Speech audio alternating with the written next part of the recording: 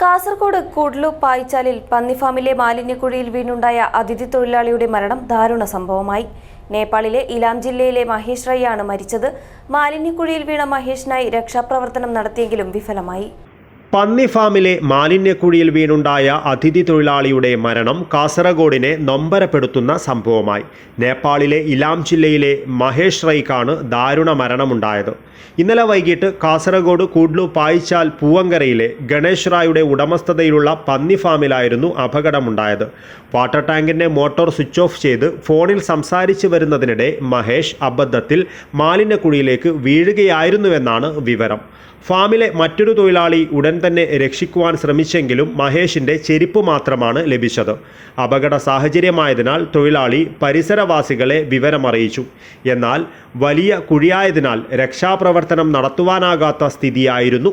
തുടർന്ന് കാസർഗോഡ് നിന്നും അഗ്നിരക്ഷാസേന എത്തുകയും പാതാളക്കരണ്ടി ഉൾപ്പെടെ ഉപയോഗിച്ച് രക്ഷാപ്രവർത്തനം നടത്തിയെങ്കിലും മഹേഷിനെ രക്ഷപ്പെടുത്തുവാനായില്ല. കാസർഗോഡ് ടൗൺ പോലീസും സ്ഥലത്തെത്തിയിരുന്നു. ഫാമിലെ ജോലിക്കായി ഇന്നലെയാണ് മഹേഷ് ഇവിടെ എത്തിയത്. ഇന്നു മുതൽ ജോലിക്ക് കയറാനിരിക്കെയാണ് അപകടമുണ്ടായത്. മൃതദേഹം കാസർഗോഡ് ജനറൽ ആശുപത്രിയിലേക്ക് മാറ്റി. മഹേഷിൻ്റെ ബന്ധുക്കളുമായി ബന്ധപ്പെടുവാനുള്ള ശ്രമങ്ങൾ നടന്നുവരുന്നുണ്ട്. News bureau, Kasaragod.